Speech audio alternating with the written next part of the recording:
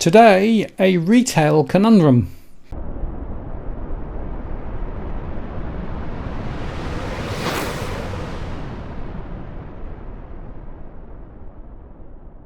Hello again, it's Martin North from Digital Finance Analytics, one latest post covering finance and property news. Well, the ABS released their retail turnover figures and they showed surprisingly a rise of 0.7% in May. This follows a flat result in April and a 0.4% rise in March 2023. So of course a lot of the media came out and said, well, this defies everybody's expectations because of course people were thinking everyone would stop spending. Well, the ABS said retail turnover was supported by a rise in spending on food and eating out, combined with a boost in spending on discretionary goods. This latest rise reflects some resilience in spending, with consumers taking advantage of larger than usual promotional activity and sales events for May. Other retailing recorded the largest rise, up 2.2%, with turnover growing strongly across a variety of businesses, including online-only retailers, florists, and pharmaceutical and cosmetic retailers. An early start to some end of financial year sales events boosted turnover, along with Mother's Day and the Click Frenzy Mayhem sales event. Just as we saw during the November Black Friday sales last year, consumers appeared to take extra advantage of discounting during large sale events in May in response to cost of living pressures, the ABS said. Household goods retailing was up 0.6%, and that was a modest rise following 3 straight monthly falls, with turnover down 4.4% since May 2022.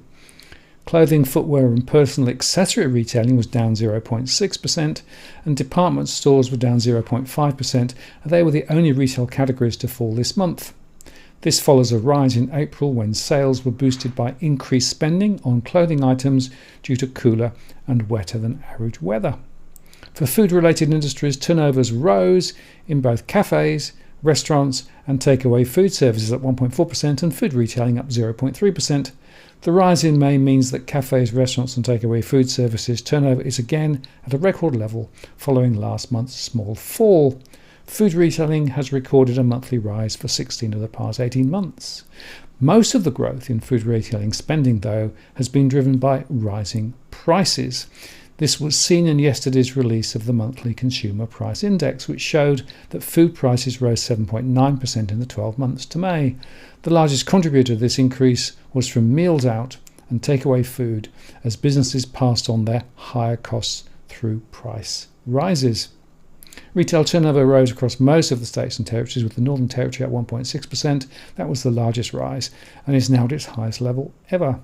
Tasmania recorded the only turnover fall, down 0.1%. And it's worth noting that on the 5th of July there will be a more detailed release which might give us even more insights, including state by industry subgroup and online sales time series. But here's the important point. There are a couple of things to keep in mind when viewing these monthly retail figures. Firstly, the impact of inflation, and secondly, population growth. Inflation effects will be accounting for about 0.3 percentage points of nominal gains month to month. Likewise, population growth, which is running at 2% per year, means even flat per capita spend will see aggregate sales rising 0.2 percentage points a month.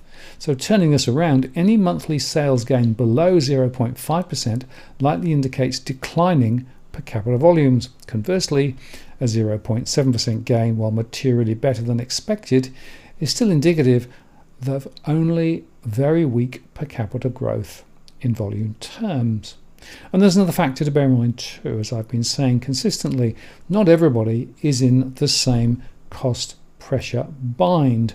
There are still households with plenty of savings and plenty of capacity to spend. And so whilst an aggregate story may give us one view, the truth is much more complex when you actually start looking at different types of households in different positions. As I see in my surveys, retail spending is dying for many households in financial stress at the moment, but others with more capacity to spend are going out and taking advantage of the early sales and deep discounting to take advantage of the opportunities to spend even more. And this, of course, highlights to me the critical question for the RBA. On one hand, they are damaging the financial footprint of about a third of households in the country, lifting interest rates so high and probably doing more ahead. But there are other households who are doing just fine and really aren't feeling the pain at all.